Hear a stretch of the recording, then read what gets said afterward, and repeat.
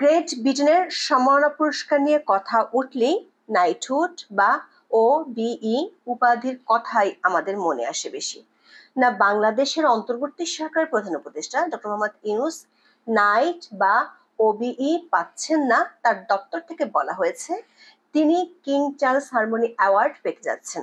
তার সরকারের দাবি হচ্ছে অত্যন্ত মর্যাদাপূর্ণ এই পুরস্কার দেশের জন্য বয়ে আসবে বিশাল সম্মান। কিন্তু আমাদের অনুসন্ধান বলছে কিং চার্লসের পুরস্কার একটি ব্যক্তিগত ফাউন্ডেশন থেকে দেয়া।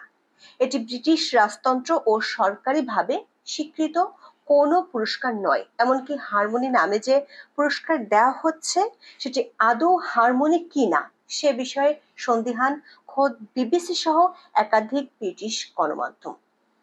আরো অবাক করা বিষয় হলো কিংস ফাউন্ডেশন থেকে 2025 সালে পুরস্কার দেওয়ার জন্য মনোনীতদের তালিকায় এখনো নেই ডক্টর ইউনূসের নাম। তাহলে বিষয়টি 2024 সালের ইউনেস্কোর নামে চালিয়ে দেওয়া ইউনূস সেন্টারের সেই ট্রি অফ পিস পুরস্কারের মতো কোনো কাহিনী নয় তো, যেটি পরে ইউনেস্কো বিবৃতি দিয়ে জানিয়েছিল ডক্টর ইউনূসকে এমন কোনো পুরস্কারই তারা দেয়নি। নাকি এর পেছনে আছে অন্য কোনো রহস্য? জানতে চলুন যাওয়া যাক বিশ্লেষণে।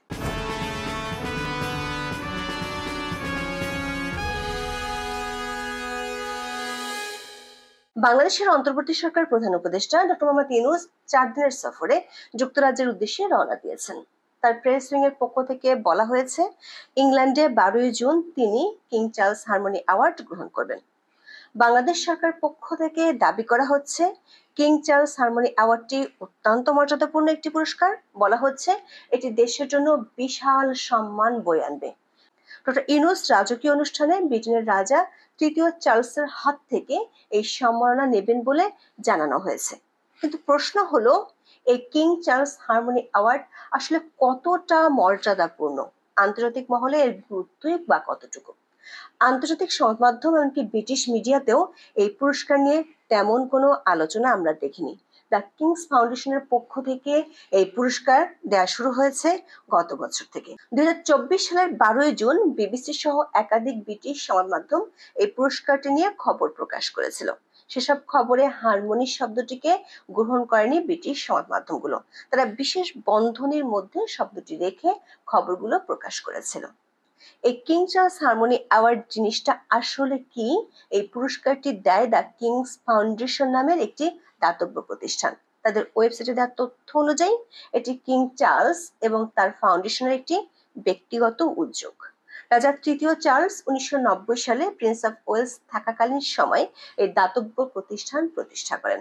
এই প্রতিষ্ঠানটি 30 বছরের বেশি সময় ধরে রাজার পছন্দের বিভিন্ন প্রকল্প বাস্তবায়নে সহায়তা করছে। এই ফাউন্ডেশনের পছন্দের ক্ষেত্রগুলোর মধ্যে রয়েছে শিল্প, স্থাপত্য, ঐতিহ্যবাহী কারুশিল্প বা গ্রামীণ দক্ষতা, স্বাস্থ্য ও কল্যাণ কর্মসূচি ইত্যাদি। ফাউন্ডেশনের প্রধান নির্বাহী ক্রিস্টিনা মুরিন জানিয়েছেন তাদের দাতব্য প্রতিষ্ঠান রাজার দর্শন অনুযায়ী কাজ করছে।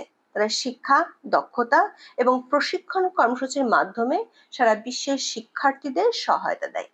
দর্শক খেয়াল করে দেখুন, যারা পুরস্কারটির আয়োজক তারা বলছেন দ্য কিংস ফাউন্ডেশন হলো রাজা তৃতীয় চার্লসের একটি শখের প্রতিষ্ঠান। আরো স্পষ্টভাবে বলা হয়েছে এই পুরস্কারটি রাজা তৃতীয় চার্লসের ব্যক্তিগত এক ফাউন্ডেশন থেকে দেয়া হচ্ছে, যার সঙ্গে রাজ্যের কোনো সম্পর্ক নেই। একই কথা আমরা খুঁজে পেয়েছি CNN এর একটি রিপোর্টেও।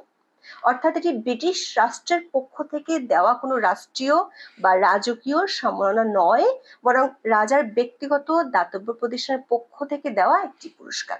হারমোনি অ্যাওয়ার্ডটি 2024 সালে চালু করা হয়েছে মূলত কিছু লোকের ব্যবসায়িক সাফল্যকে গুরুত্ব দিতে এবং রাজার দর্শনকে প্রচার করতে এই পুরস্কার দেওয়া হয়। দর্শক, ব্রিটিশ রাজতন্ত্র এবং সরকার যেসব সম্মানসূচক পুরস্কার দেয় তার একটি তালিকা ব্রিটিশ সরকার ওয়েবসাইটে আছে। সেখানে মোট 9টি পুরস্কারের কথা বলা আছে, যার মধ্যে নাইট ব্যাচেলর থেকে শুরু করে the most excellent order of the British Empire বা OBE কিংবা most noble order of the গার্টারের উল্লেখ আছে। ফলে একটি বিষয় পরিষ্কার, ডক্টর ইউনূসের সরকারের পক্ষ থেকে হারমোনি অ্যাওয়ার্ডকে যে প্রেস্টিজিয়াস অ্যাওয়ার্ড বলে প্রচার করা হচ্ছে তা আদৌ ব্রিটিশ রাজতন্ত্র এবং ইংল্যান্ড সরকার কর্তৃক স্বীকৃত কোনো পুরস্কার নয়।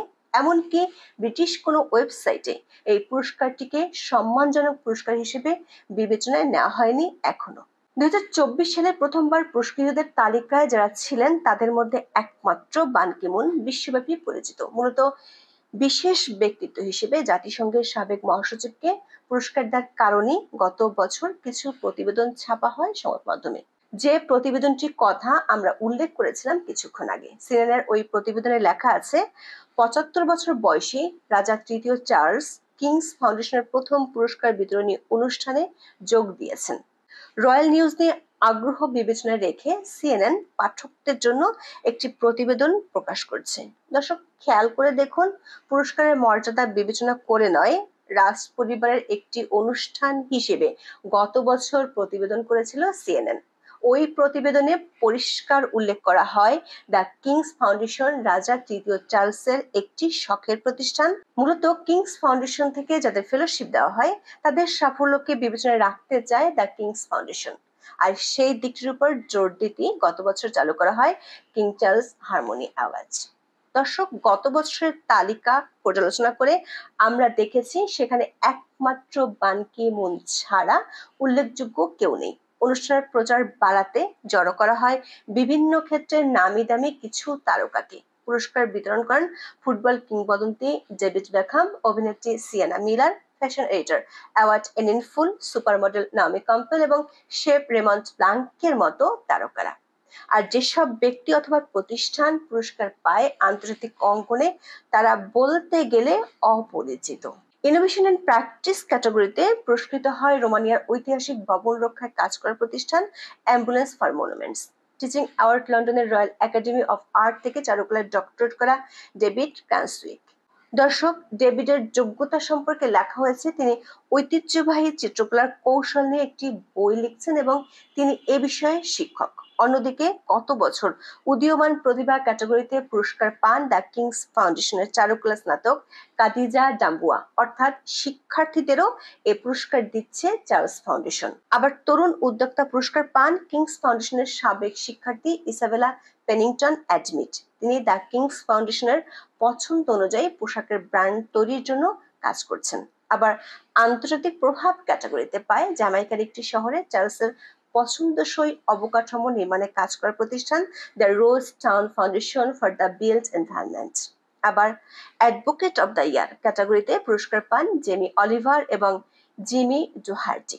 তাদের মধ্যে জেমি অলিভার টিভি শেফ হিসেবে ব্যাপক পরিচিত, আর জিমি কীটতত্ত্বে পিএইচডি করছেন, কাজ করছেন রেয়ার ব্রিড সার্ভাইভাল ট্রাস্টের ভাইস প্রেসিডেন্ট হিসেবে। কিংস ফাউন্ডেশন বলছে এই দুজন টেকসই খাদ্য এবং রান্নার প্রতি ভালোবাসার প্রচার ও প্রসারে ভূমিকা পালন করছে।